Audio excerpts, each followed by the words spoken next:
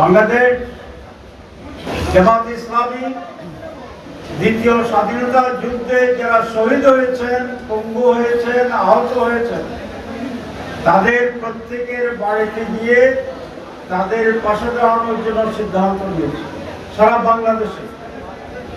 কি ঘটনা ঘটেছে আপনারা জানেন, ঘটনা দেওয়ার সময় নেই যেহেতু নামাজ। আপনারা কি জানেন কি হয়েছে?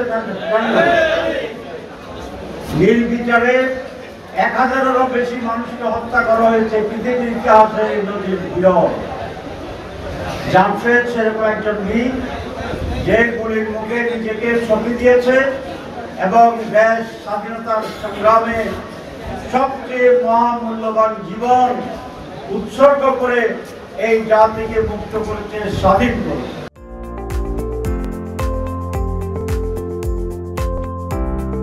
আমরা তার জন্য গর্ব অনুভব করি এবং আল্লাহ রাব্বুল আলামিন তাকে জান্নাতুল ফেরদাউস নসিব করুক এই কামনা করি, প্রার্থনা করি।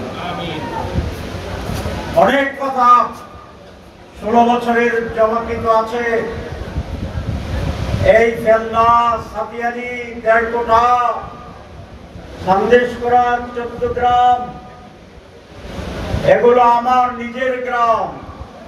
বারবার আপনারা বহুভাবে আমাকে সমর্থন দিয়েছেন, নির্বাচিত করছেন।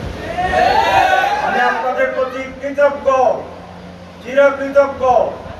সেই জন্য 12 বছর 16 বছর পরে সুযোগ পেয়ে স্বাধীন বাংলাদেশে আমি প্রথম এই কেন্দ্রে এসেছিলাম বন্যার সময়। আপনাদের সামনে আমরা জনসভা করব, সেদিন আপনাদের কথা শুনবো, আমাদের কথা বলবো ইনশাআল্লাহ। একটু আগে আমি চান্দিশকোড়ায় শহীদ শাহাবুদ্দিনের বাড়িতে গিয়েছিলাম, সেখানে গিয়েছিলাম।